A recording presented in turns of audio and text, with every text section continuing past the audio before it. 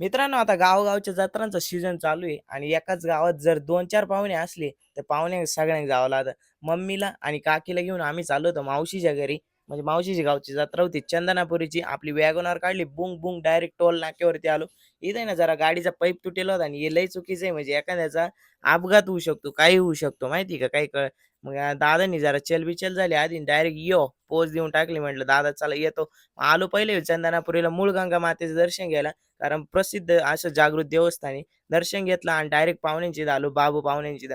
बाबू पाहुण्यांनी स्वागत केलं. मामाची चिंकी, मामा आणि आपला भैय्या सावरगावचा ते पण आले होते सगळे. ते म्हणे, "चला आता फोटो काढू मस्तपैकी." फोटो काढले. गावचे पाटील पण आले होते आमचे, गावंडे पाटील त्यांच्या प्रसंग आणि मामाच्या चिंकी जरा लाड केले. उचूक, उचूक, उचूक. पाहुण्यांचा पाहुणचार घेऊन मग निघालो मावशीकडं. म्हटलं मावशीकडे जाऊ.